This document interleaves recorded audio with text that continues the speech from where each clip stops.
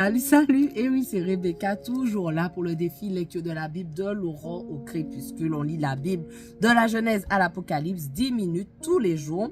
Donc là, on est toujours dans le livre de Job. Donc tu peux rester avec nous jusqu'à la fin. Merci Seigneur pour tous ceux qui nous rejoignent aujourd'hui, pour tous ceux qui sont là depuis le début, pour tous ceux qui nous ont rejoints en cours de route. Vraiment bénis chacun d'eux, que ta faveur soit sur chacun d'eux. Permets-nous de comprendre ce passage aujourd'hui et parle-nous personnellement au nom de Jésus. Amen. Alors on continue, Job 38, verset 16.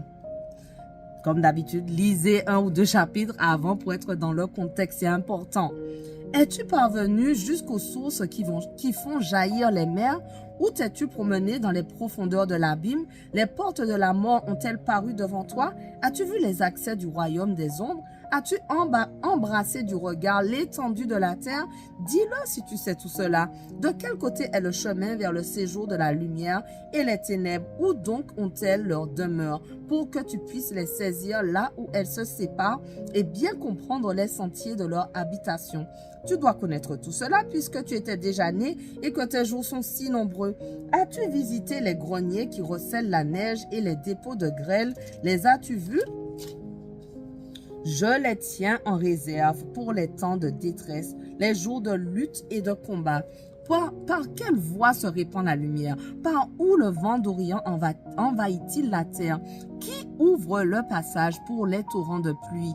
Qui a frayé la voie aux éclairs de l'orage, faisant tomber la pluie sur une terre inhabitée, sur un désert inoccupé pour arroser les solitudes et les régions arides, pour faire germer l'herbe et pousser la verdure? La pluie a-t-elle un père? Et qui donc a fait naître les gouttes de rosée? De quel sein sort la glace qui a donné naissance au blanc frimas des cieux? Qui donc durcit les eaux et les transforme en pierre? Qui fait que la surface des flots se fige? Peux-tu nouer les cordes des Pléiades ou desserrer les cordages d'Orion? Fais-tu paraître les constellations en leur temps? Conduis-tu la grande ourse et ses étoiles secondaires? Sais-tu par quelle loi le ciel est gouverné? Est-ce toi qui donnes à la terre l'ordre qui la régit? Te suffit-il d'ordonner aux nuages pour que des trombes d'eau se déversent sur toi? Les éclairs partent-ils à ton commandement, te disant « nous voici » ? Qui a implanté la sagesse au cœur de l'homme et le discernement en son esprit? Qui a la compétence pour compter les nuages et qui peut incliner les enfants du ciel pour agréer en glaive la poussière et pour souder les mottes de la terre?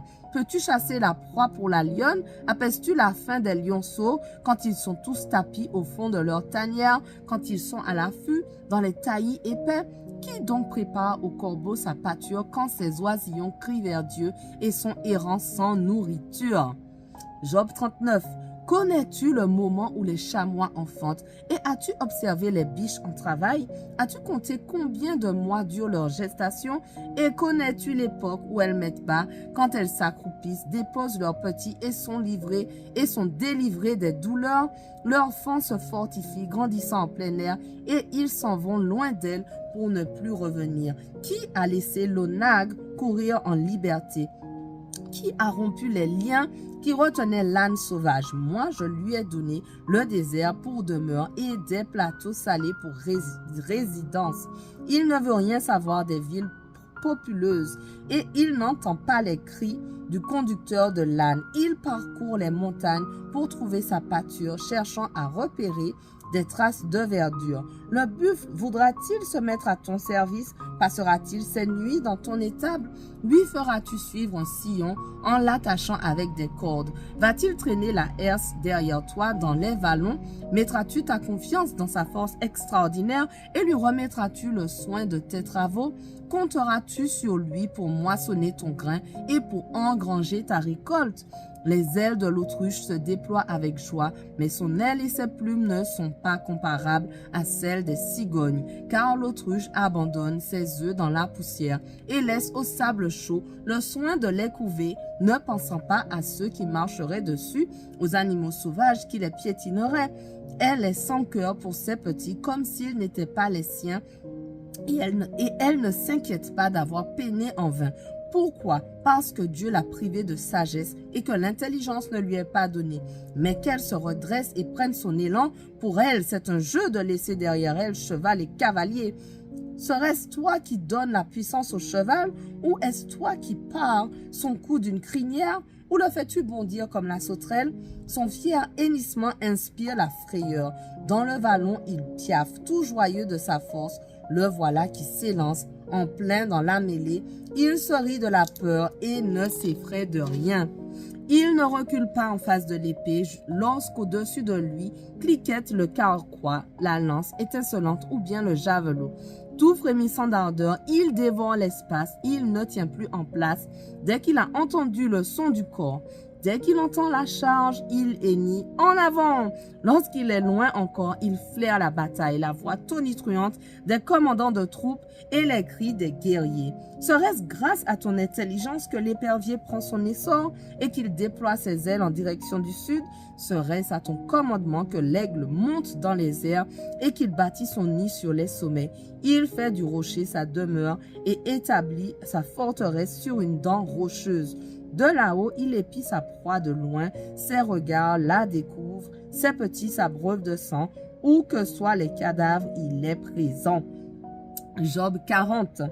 L'Éternel demanda alors à Job, « Celui qui intente un procès au Tout-Puissant a-t-il à critiquer? Celui qui conteste avec Dieu a-t-il quelque chose à répondre? » Job répondit alors, « Je suis trop peu de choses, que te répliquerai-je? Je mets donc la main sur la bouche. J'ai parlé une fois, je ne répondrai plus. J'ai même insisté une deuxième fois, je n'ajouterai rien. » Alors, du sein de la tempête, l'Éternel dit à Jacob, « Mets ta ceinture comme un brave, je vais te poser des questions et tu m'enseigneras. » Veux-tu vraiment prétendre que je ne suis pas juste? Veux-tu me condamner pour garantir ton innocence? As-tu un bras tel que celui de Dieu? Ta voix peut-elle égaler mon tonnerre? Va te parer d'honneur et de grandeur et revêt-toi de splendeur et de gloire. Répands les flots de ton indignation et d'un regard courbe tous les hautains.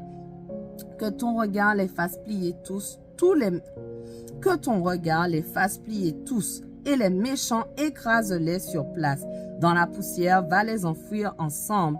Enferme-les dans la nuit du tombeau. Alors moi-même je te rendrai hommage, car ta victoire sera due à ta main. Regarde donc, voici l'hippopotame, je l'ai créé tout aussi bien que toi, comme le bœuf. Il se nourrit de l'herbe, vois quelle force réside dans sa croupe, quelle vigueur dans ses muscles, des flancs. Il plie sa queue solide comme un cèdre, et les tendons sont tressés dans ses cuisses. Ses os ressemblent à des barreaux de bronze, son ossature a des tasseaux de fer. C'est le chef-d'œuvre de Dieu, son créateur, qui lui impose le respect par le glaive. Des monts entiers produisent son fourrage, là où s'ébattent les animaux sauvages. Il dort à l'ombre caché dans les lotus, sous le couvert des roseaux du marais. Il est couvert par l'ombre des lotus, les peupliers du torrent le protègent. Si l'eau déborde, il ne s'en émeut pas. Si le Jourdain se jette dans sa gueule, il reste calme et en sécurité. Va-t-on le prendre à la face découverte et l'entraver en lui perçant le mufle? Iras-tu prendre avec ton hameçon le crocodile pour le tirer de l'eau? Vas-tu lier sa langue avec ta ligne? Lui mettras-tu un jonc dans les naseaux? Perceras-tu d'un crochet sa mâchoire? Te fera-t-il de nombreuses prières? Te dira-t-il doucement des tendresses? Conclura-t-il une alliance avec toi? Le prendras-tu pour serviteur à vie ou pour jouet comme un petit oiseau? Le liras-tu pour amuser tes filles? Des associés le mettront-ils en vente? Des commerçants le partageront-ils? Vas-tu cribler de dards sa carapace? Vas-tu barder sa tête de harpon? Attaque-le et tu te souviendras de ce combat. Tu n'y reviendras plus. Job 41. Vois devant lui, tout espoir de le vaincre est illusoire. À sa vue seule, on sera terrassé. Nul n'osera exciter sa colère. Qui donc alors pourrait me tenir tête? Qui m'a prêté pour que j'aie à lui rendre? Tout est à moi sous l'étendue des cieux. Je ne veux pas me taire sur ses membres et je dirai sa force incomparable et la beauté de sa constitution. Voilà, notre passage du jour touche à sa fin, mais on continue dès demain. On ne lâche rien. Allez, sois bénis.